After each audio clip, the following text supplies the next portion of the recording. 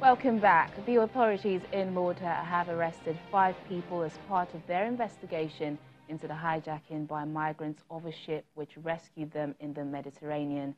In the early hours of Thursday, Malta's security forces carried out an operation at sea to take control of the ship, which has now been brought into the Maltese capital, Valletta. The migrant journey across the Mediterranean is already one of the most dangerous in the world. Now it just got more complicated for both the migrants and their rescuers. On Wednesday, off the coast of Libya, the El Hay Blue One merchant ship picked up more than 100 unarmed migrants and began to take them back to the North African country. But a number of the migrants then hijacked the ship and set sail instead for Malta, the nearest EU port.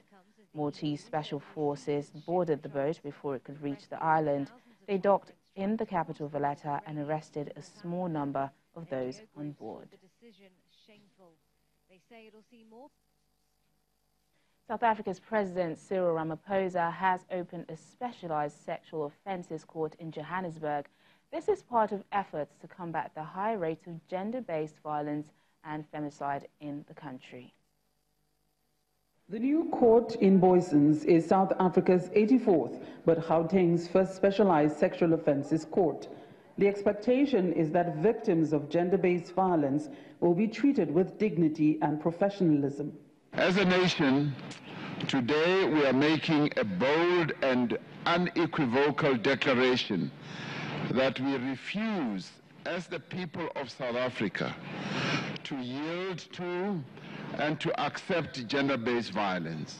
The new court has, with effect from 1 March 2019, commenced to offer the community of Ogden and surrounding suburbs a range of court services which include family law services, that is maintenance, domestic violence, harassment, and children's court matters. President Cyril Ramaphosa also signed the Declaration Against Gender-Based Violence and Femicide, along with civil society leaders. According to the crime stats released by the police minister, Bheki Cele, late last year, over 3,000 females were murdered in a year. A third of that, young girls. 20,336 cases reported, representing an increase of 6.9% the previous year, in 2017. The Minister for Women in the Presidency, Batabile Dlamini, hopes positive change will come with the latest efforts. There's going to be change and there's going to be commitment. I mean, civil society organizations are very big and they come from different walks of life. And you can't make promises without thinking of delivering the services. I'm very happy of all the declaration which we have raised.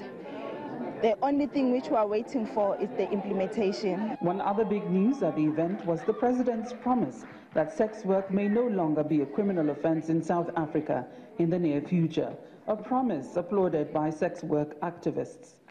From Johannesburg, South Africa, Betty Dibia, Channels Television News.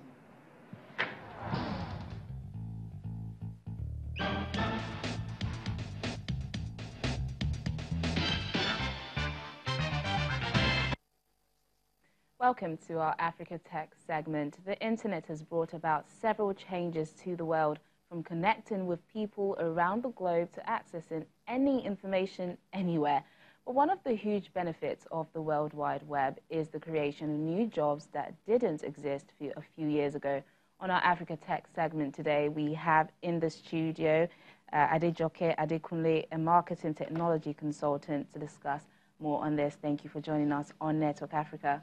Thank you for having me on the show. So I think one of the first things I want to ask is what I just said a few seconds ago. What are some of these new jobs that the internet has paved way for? Well, I will start with digital marketing. I work in digital marketing, and most of it I learned from the internet. It was me just basically going through different websites, learning about it, taking a few courses and applying it to my career. And that has basically evolved into advertising that I currently do in my company. Okay. What other opportunities do you think the internet provides when it comes to employment? Well, it gives access to education, which before now used to be so much of a hurdle. But you have access to tons of courses, you have access to a lot of tools, and all you really just need is your mobile phone to learn something new that you can apply to get a job. Yeah, so the internet does that for you.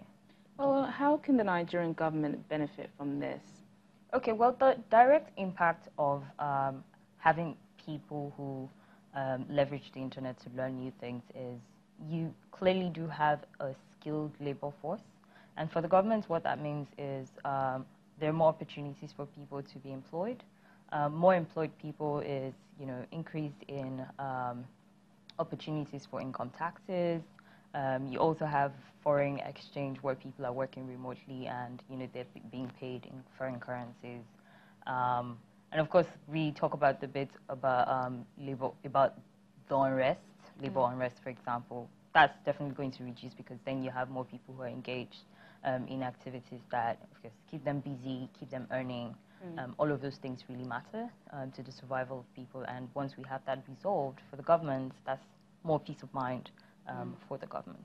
Like I said, there's a lot of opportunities on the internet, but there's also that chance of being scammed also whilst you're on the internet. How can this be avoided?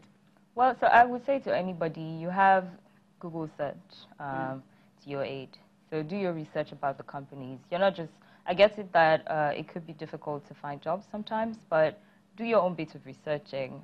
While you're trying to understand the people who you want to work for, you'd get to know whether they're scam or not. You'd have seen reviews from other people who have gone for such opportunities and realized it was a scam. So when you do your search, you'll be able to figure that out early on.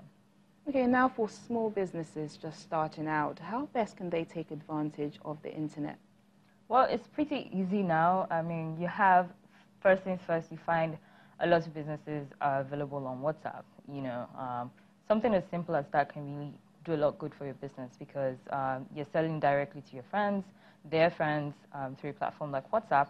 And now you have most businesses jumping on Instagram. Instagram is really one place where you can grow your business just by reaching to a number of people. So yeah, I would say get on Instagram if you have a small business. Well, there's this belief, and I don't know if I believe in it, that the internet can take people's jobs away. What do you think about that? Well, there's certainly some jobs that technology will take. There are a number of things that are currently being automated right now. But I would say as a person, it's your job to evolve as a human being. There are so many skills that will be relevant in the future. Those are things you should start learning as a person. But there's still so many jobs that even in the future would still be relevant. But I would say to anyone out there, if you have concerns, just understand what the trends are and try to update whatever skills you have so that you're still relevant in the future. Marketing technology consultant Adejoke Adekunle, thank you for speaking to me on Network Africa. Thank you for your time.